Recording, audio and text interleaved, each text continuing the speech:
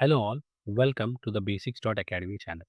From today onwards, we are going to learn about Solidity programming language.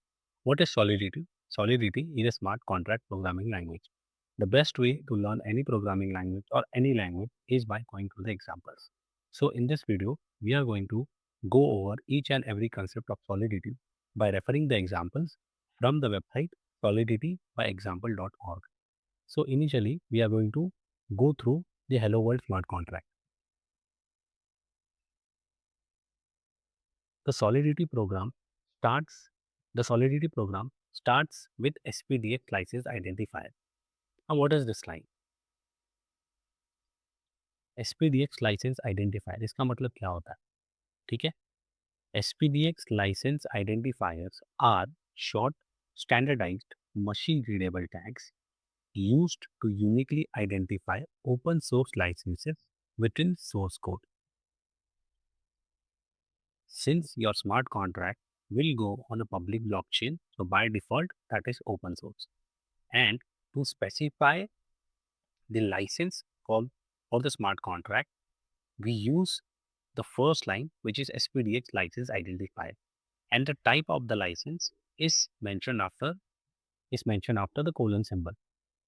तो since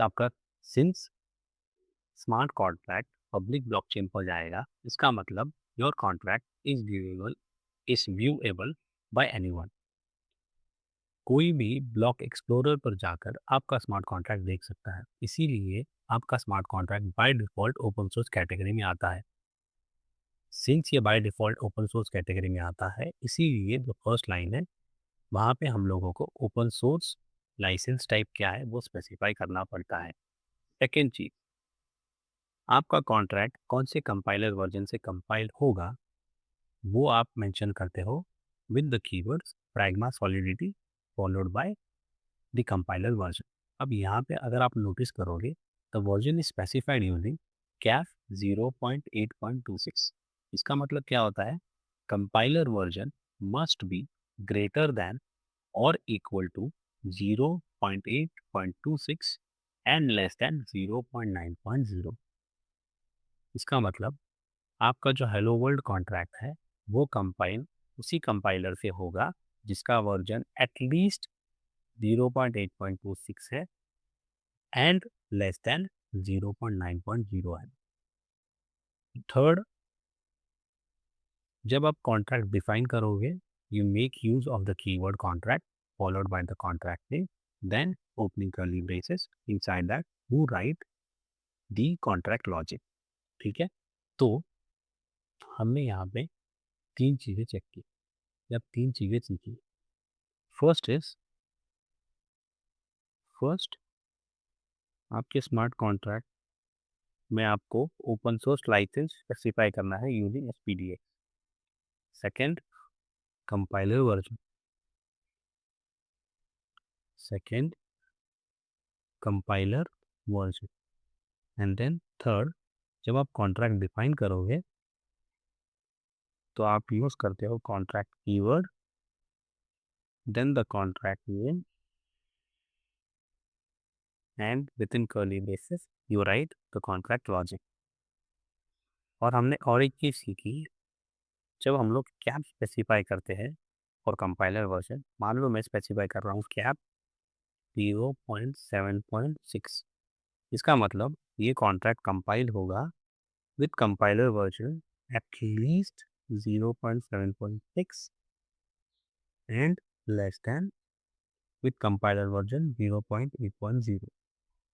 इसको हम लोग verify कर लेंगे इन रिमिक्स आईडी. ठीक है? तो तीन चीज़, पहला SPDX license identifier, second compiler version. जब आप कैप स्पेसिफाई करते हो तो इसका मतलब क्या होता है? योर कॉन्ट्रैक्ट में compile with at least the specified version and less than equal से 0.8.0. मतलब यहाँ पे मान लो आपका 5 है. ठीक है? देन आपका कॉन्ट्रैक्ट कंपाइल होगा लेस देन 0.6.0.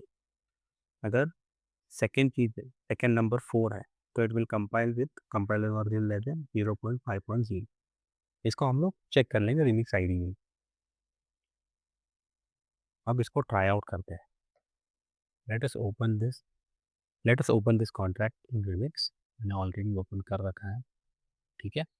अब यहाँ पे सबसे पहले कैप वर्जन को चेक कर लेते हैं.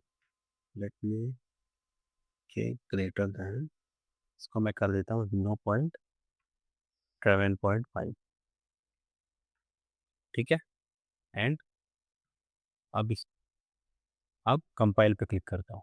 Compile, compiling, compile, error. Source file requires different compiler version. Current compiler is 0.8.34. अब देखो, हमने यहाँ पे क्या पढ़ा था? Compiler version must be greater than or equal to this and less than 0.9.0. अब यहाँ पे हमारा compiler version है, error क्या है? Compiler version is 0.8.34, right? It is not less than 0.8.0, right? इसी की वजह से कॉन्ट्रैक्ट कंपाइल नहीं हो रहा. बट अगर मैं उसी को 0.8.26 कर दूँ, ठीक है, तो अब ये कंपाइल हो जाएगा. कंपाइल, कंपाइल, क्योंकि सिलेक्टेड कंपाइलर इज 0.8.34. ठीक है. And as per the cap condition must be greater than और equal to 0.8.26 and 0.8.34 is greater than 0.8.26 and less than this is greater than 0.9.0. Hence, this contract got compiled. So, three things. First, you specify the SPDF license identifier. Why this is required? Because your smart contract code is open source, and since it is open source, you are bound to specify the open source license. Second thing, you specify the compiler version, and if you specify the compiler version using the cap symbol, then your contract will compile with a compiler version at least greater than or equal to the specified version, but less than the next major compiler version. Then you define your smart contract using the keyword contract followed by the contract name, and inside curly braces you write the logic of your smart contract. This is just the beginning of the Solidity programming language. I hope I hope you have learned something. We are going to continue exploring the entire Solidity by example repo, going through each and every example, such that by going through this will solidify the Solidity understanding, and at the end of and at the end of and at the end of this course, you would be in a position to write your own custom smart contract using Solidity programming language. Thank you.